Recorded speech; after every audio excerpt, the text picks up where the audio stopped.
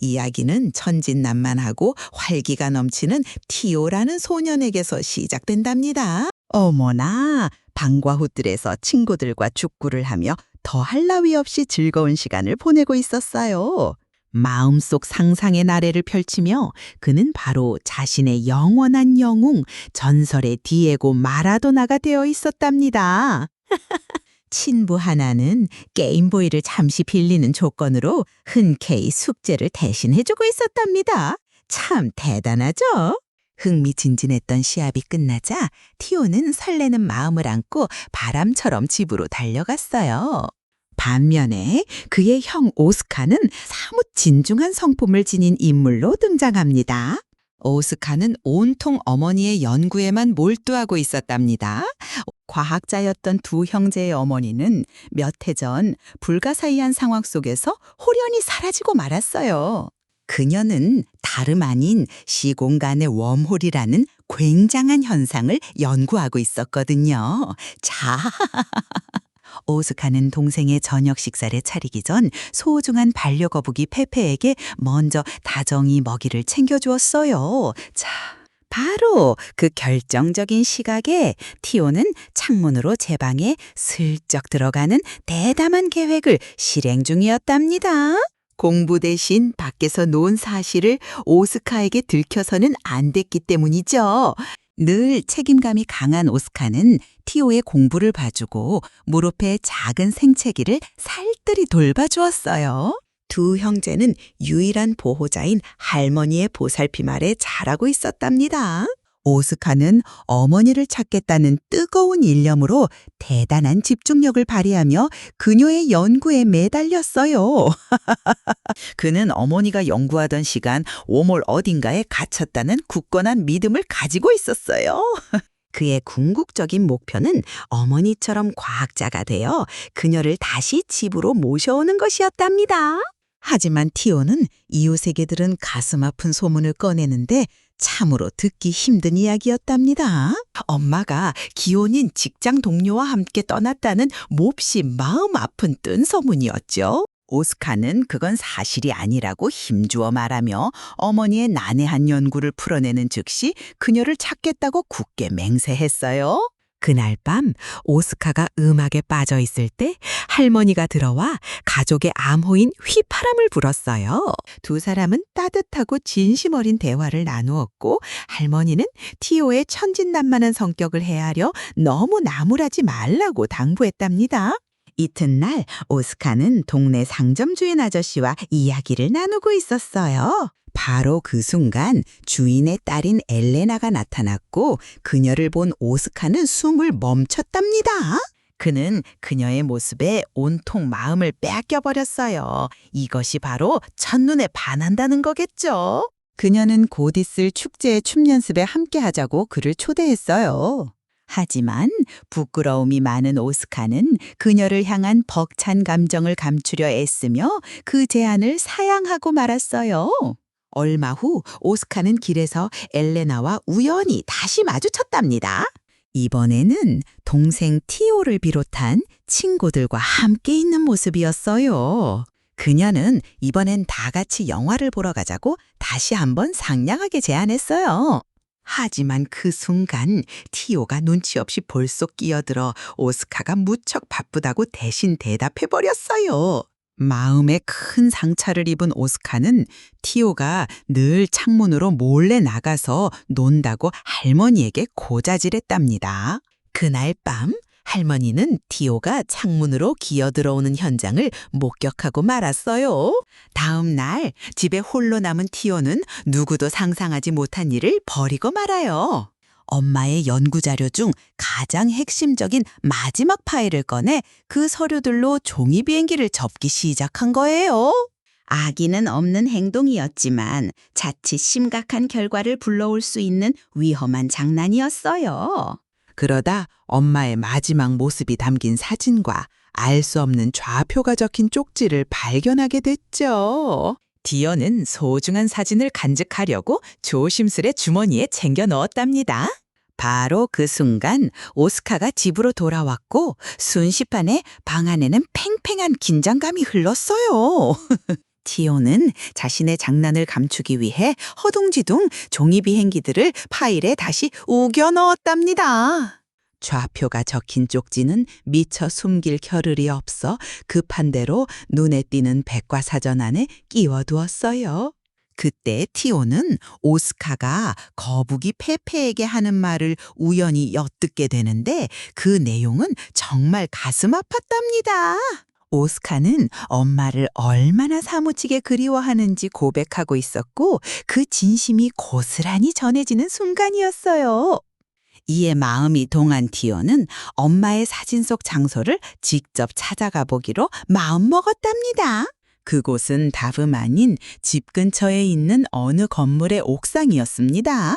옥상에 앉아있던 그는 무심결에 바나나를 먹고 껍질을 난간 너머로 휙 던졌어요. 하지만 바로 뒤이어 벌어진 일은 전혀 상상 밖의 광경이었답니다. 바나나 껍질은 아래로 향하는 대신 지지직 소리를 내며 빛나는 에너지의 소용돌이 속으로 발려 들어갔어요. 티오는 소스라치게 놀라며 그 경이로운 광경을 넋을 잃고 바라보았답니다. 그는 곧이어 자신의 롤러스케이트를 던져보았고 그것 또한 빛나는 구멍 속으로 감쪽같이 사라졌어요. 머릿속이 하얘졌지만 동시에 짜릿한 흥분이 온몸을 감싸는 것을 느꼈어요. 짤짤해. 그는 물건 몇 개를 더 던져보았고 던지는 족족 흔적도 없이 사라져버렸답니다.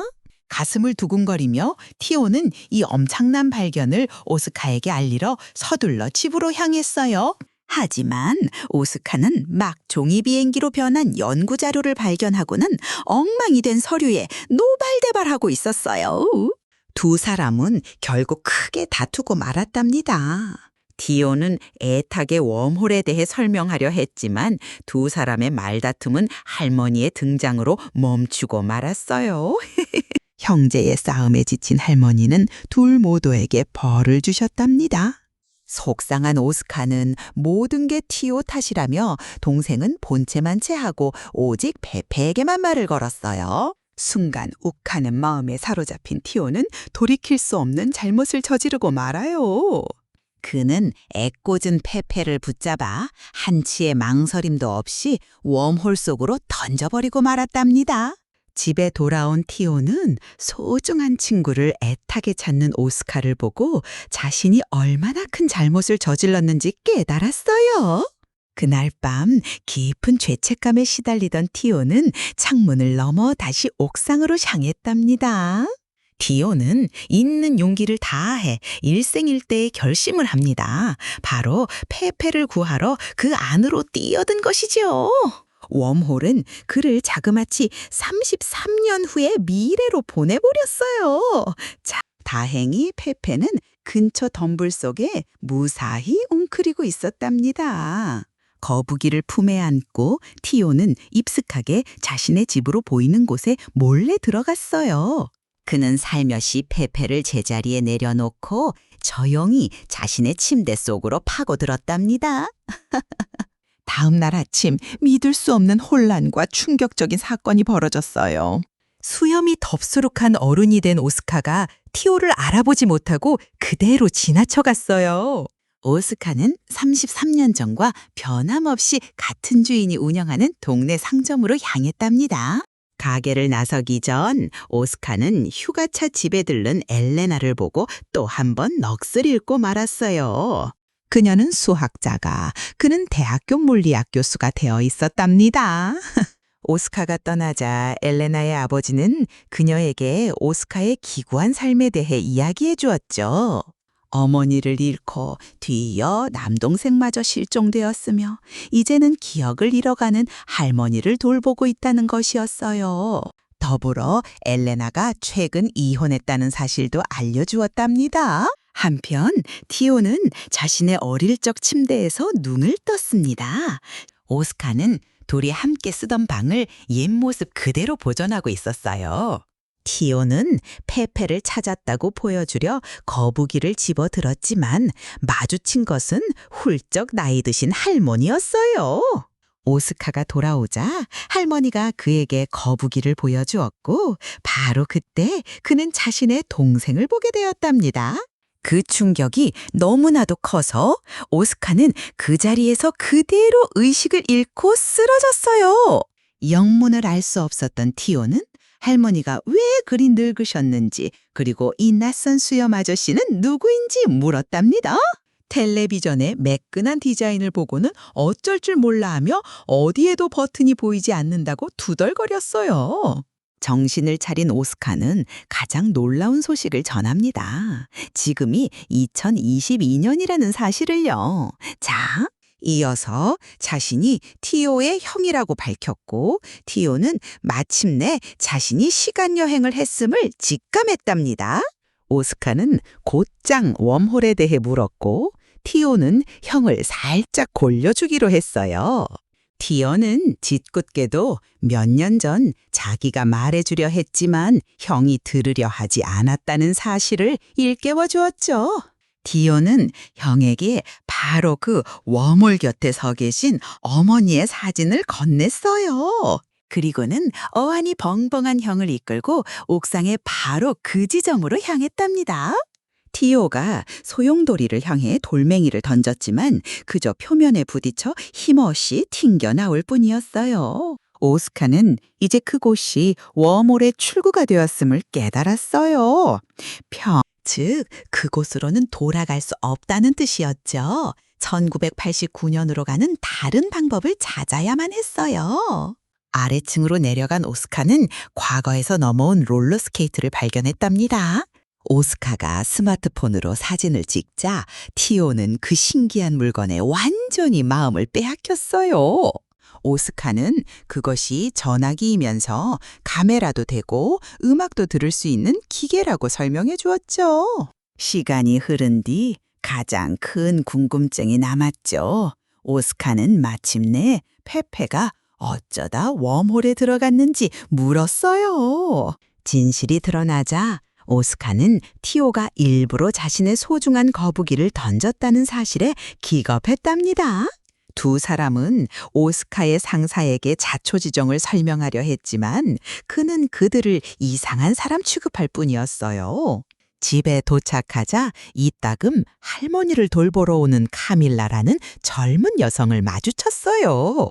티에어는 자신이 영웅인 마라도나의 이름을 따 자신을 디에고 아르만도라고 소개했어요.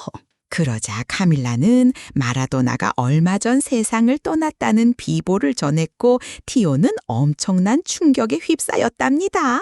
이후 오스카가 어머니의 연구 방식을 풀려고 애쓰는 동안 티오가 좌표에 관해 물었답니다. 티오는 문득 백과사전에 쪽지를 숨겼던 기억을 떠올렸고 두 사람은 필사적으로 책을 찾기 시작했어요. 오스카는 위키피디아 때문에 이제는 사람들이 백과사전을 잘 보지 않는다고 설명해야만 했죠.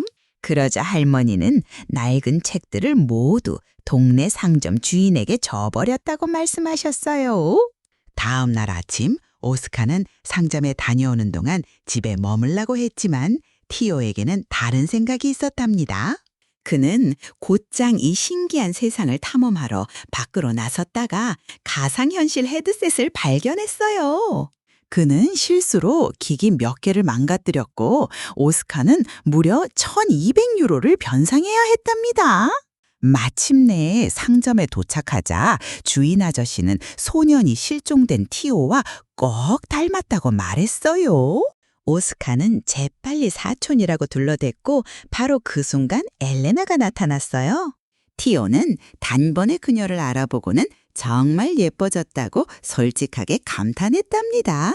일행은 모두 그녀의 집으로 향했고 그곳에서 그녀의 아이들인 알바와 바블로를 만났어요. 오스카가 백과사전을 뒤지는 동안 티오는 아이들 곁에서 닌텐도 스위치를 보며 눈이 휘둥그레졌답니다.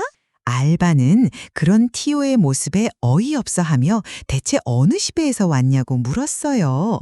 바로 그 순간 엘레나가 티오의 정체를 알아채는 놀라운 일이 벌어졌답니다. 티오가 어릴 적 입에 달고 살던 유명 축구 해설가의 말을 그대로 따라하는 것을 들었기 때문이죠. 자, 그녀가 그의 본명인 티오를 부르자 그가 무심코 대답하면서 모든 것이 확실해졌어요. 벅차오르는 감정에 그녀는 티오를 힘껏 그리고 따뜻하게 껴안아주었답니다. 티오는 어머니가 발견했던 웜홀에 대한 모든 이야기를 털어놓았어요. 형제는 그녀에게 웜홀의 출구를 보여주었고 오스카는 물체가 어떻게 튕겨 나오는지 직접 보여주었죠. 엘레나는 모두가 오스카를 믿지 않을 때 그가 줄곧 옳았다는 사실을 마침내 깨달았답니다. 그녀는 오스카의 계산을 돕기 시작했고 함께하는 시간이 늘면서 둘은 더욱 가까워졌어요. 그러던 중 티오는 오스카와 엘레나가 자신에 대해 나누는 대화를 우연히 듣게 되었답니다. 오스카는 티오가 사라지지 않았다면, 그래서 자신이 용기를 내 그녀에게 고백했더라면 어땠을까 하는 다른 삶을 상상하고 있었어요. 이 말을 들은 티오는 오스카의 삶을 바로잡아주기 위해 자신의 시간으로 돌아가기로 애틋한 결심을 합니다. 그는 몰래 눈에 띈 좌표 하나를 베껴줬고는 알바와 파블로를 설득해 그곳으로 데려다 달라고 부탁했죠. 아이들은 바닷가에서 새로운 웜홀을 발견했고 티오는 그것이 진짜임을 보여주기 위해 용감하게 그 속으로 몸을 던졌어요. 알바와 파블로는 티오를 따라 뛰어드는 것 외에 다른 방도가 없었답니다. 아이들은 어느 해변가에 도착했지만 그곳은 1989년이 아닌 1949년이었어요. 엉뚱한 시간으로 떨어진 아이들 때문에 상황은 더욱 복잡해졌답니다. 먹을 것을 살 돈을 마련하기 위해 아이들은 알바의 블루투스 이어폰을 이용해 미라를 보는 척 거리 공연을 펼쳤어요. 그 후 아이들은 의문의 남성에게 이끌려갔는데 그는 비밀 저항군의 일원이었어요. 남자는 아이들을 비밀 캠프로 안내했고 그곳에서 그들은 뜻밖의 인물과 마주쳤답니다. 디어는 캠프에 있던 한 여상을 알아봤는데 바로 젊은 시절의 할머니 마리아였어요. 2022년 오스카와 엘레나는 아이들이 사라진 것을 알고 놀라요. 그때 벽에 걸린 사진이 변한 것을 보고 결정적인 단서를 얻게 된답니다. 사진에 1949년이라는 숫자가 나타났고 두 사람은 아이들이 어디로 또 어느 시간으로 갔는지 정확히 알게 되었어요. 두 사람은 용기 내어 손을 맞잡고 아이들을 구하기 위해 함께 시간 속으로 뛰어들었어요. 1949년에 도착한 두 사람은 캠프로 안내되었고 눈물과 기쁨이 뒤섞인 재회를 했답니다. 오스카와 티오는 1989년으로 돌아가는 문제에 대해 가슴 뭉클한 대화를 나누었답니다.